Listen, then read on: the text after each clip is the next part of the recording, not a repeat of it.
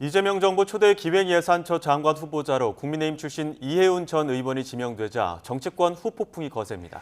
민주당은 공식적으로는 중도 실용주의적 인사기조가 반영됐다고 호평했지만 과거 행적을 두고 내부 반발이 커지는 모습입니다. 또 친정인 국민의힘에서는 자리에 영혼을 팔아먹었다는 강한 비난이 쏟아졌는데요. 국회 취재기 전결에서 자세히 알아봅니다. 김철희 기자.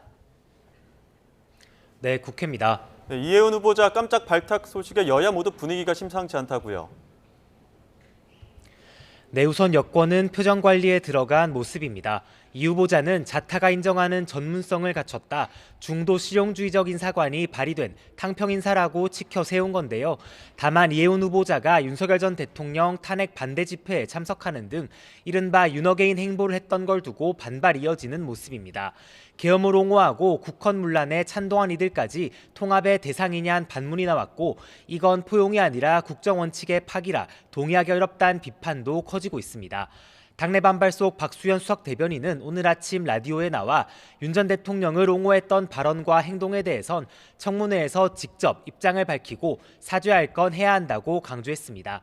야당 반발은 더 거세고 노골적인데요. 후보자 지명 직후 빠르게 제명을 의결했던 국민의힘에선 장관 자리를 차지하려고 영혼을 팔고 자리를 구걸하는 모습에 사람들이 분노하는 것 같다는 말이 나왔습니다. 김재원 최고위원이 오늘 아침 YTN 라디오에 출연해 한 말인데 나아가 배신적 행위를 정치 이용하는 정권의 교활함이 놀랍다는 지적도 덧붙였습니다. 한동훈 전 대표 역시 자신의 SNS에 기획예산처 내부에도 내란 청산 TF가 있을 텐데 이 후보자가 숙청 대상 영순이 아니냐고 비꼬았습니다. 개혁신당 천하람 원내대표도 아침 라디오에서 입장을 밝혔는데요. 배신자 비난은 과하다면서도 이 후보자 경제관을 고려하면 지명 철회 가능성까지 있을 것으로 내다봤습니다. 이처럼 여야를 가리지 않고 비판의 목소리가 나오는 만큼 이 후보자가 청문회를 넘을 수 있을지 벌써 회의적인 전망이 나옵니다. 네, 이해운 후보자 지명이 전국의 블랙홀이 된 것 같은데 민주당 김병기 원내대표 관련 의혹은 관련해서 어떤 분위기가 있습니까? 네, 주목도가 상대적으로 떨어진 건 사실이지만 하루도 빠짐없이 새로운 의혹이 제기되는 건 여전한 부담입니다. 당장 주말과 휴일에도 김 원내대표가 아들 예비군 훈련 연기를 지시했다는 등의 의혹 제기가 이어졌는데요. 김 원내대표는 내일 입장을 표명하겠다고 예고했지만 정작 사퇴에 대해선 선을 긋는 모습입니다. 하지만 비교적 우군으로 여겨지는 조국혁신당과 진보당에서도 거취 결단을 압박하는 목소리가 커지고 있어 끝까지 버틸 수 있을진 미지수입니다. 현재 민주당과 국민의힘은 통일교 특검 도입과 본회의 개최를 둘러싸고 기싸움 우려가고 있는데 여권 원내 사령탑의 지도력 약화가 어떤 변수로 작용할지도 관심사입니다.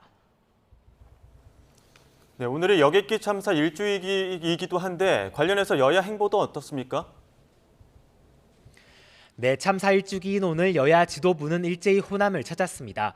더불어민주당은 조금 전부터 전남 무안군에서 현장 최고위를 개최했는데 이후엔 지도부 모두 일주기 추모식으로 자리를 옮길 예정입니다. 국민의힘 투톱도 함께 추모식에 참석합니다. 장동혁 대표는 추도식이 끝난 뒤엔 해남으로 이동해 사업 현장을 시찰하고 하루 뒤에도 새만금에서 간담회를 진행하는 등 호남 민심 행보를 이어갑니다. 국회에서는 오전 10시부터 김호철 감사원장 후보자의 인사청문회도 예고돼 있는데요. 김 후보자의 자료 부실 제출 논란과 조직 신뢰 회복 방안 등이 쟁점이 될 전망입니다. 지금까지 국회에서 전해드렸습니다.